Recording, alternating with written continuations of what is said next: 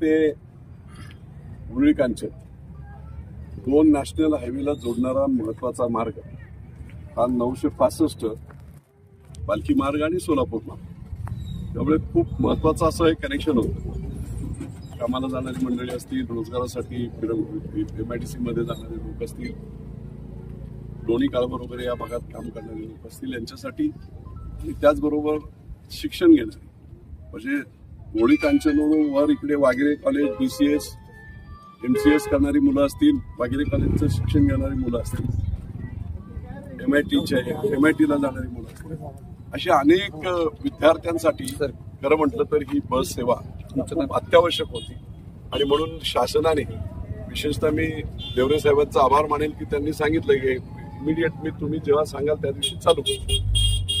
त्यांचा आभार मानतो. आत्तार साहेब आहेत, त्यांचा आभार मानतो. विठ्ठल पडते तर घरातला माणूस आहे, पण आगार व्यवस्थापन आहे सासवडचे, पण त्यांनी हैराण करून सोडलं होतं मला दररोज फोन करून काय झालं काय झालं काय झालं, आणि शेवटी सुरू झाली. व्यवस्थित चालू राहावी आत्तार साहेब, व्यवस्थित चालू राहील याची दक्षता तुम्ही घ्या. नाही तर 4 दिवस चालली नंतर बंद पडले असं व्हायला नको. चालू राहा, कायमस्वरूपी ते सुरू राहील अशा प्रकारची काळजी आपण घ्या.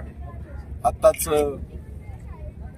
नितीनने सांगितलं खूप मोठे बदल, कदाचित अजून तुम्हाला ते माहीत नाही. 56 कोटी रुपये मी पुरंदर उपसासाठी दिले दुरुस्तीत. त्या दुरुस्तीतलं बरंच काम आता त्या कॉन्ट्रॅक्टरला सुद्धा मी रद्द केलंय. सह्याद्री करून करणारा कोणतरी चिटणीस नावाचा एक माणूस आहे, एकदम चालू माणूस, ते जड काम करत नाही. आणि अजित पवार वगैरे सर्वांना बोलून आपण तो कॉन्ट्रॅक्टरही बदलतोय. प्लस आणखी 56 कोटी पुरंदर उपसाला मंजूर झाले, तुम्हाला कोणाला माहित नाही. 56 कोटीमध्ये वरच्या पाईपलाईन्स असतील, वॉल्स असतील, हे सगळं रिपेअर होईल. आणि त्या 56 कोटीमधले प्रपोर्शनेट आपलं 15,000 हेक्टर क्षेत्र आहे, 30 कोटी रुपये हे पुरंदरला मिळाले. बारामतीला काही, दौंडला काही. त्यामुळे निश्चितपणे 3रा पंप देखील प्रॉपरली चालू झाला पाहिजे. गरज पडेल तेव्हा 2 चालवतील, 3रा लागला तर 3राही करू. अशा पद्धतीने पुरंदर उपसाचं हे झालंय. तुम्हाला कदाचित काल तुम्ही बातम्या पाहिल्या असतील की 23 साली मी आमदार नव्हतो, परंतु निव्वळ एअरपोर्ट इथे होऊन फायदा नाही. आणि एअरपोर्टचा भाग फक्त PMRDत गेला तर बाकीचा एक सुस्थितीमध्ये व्यावसायिक पद्धतीने डेव्हलपमेंट होणार नाही.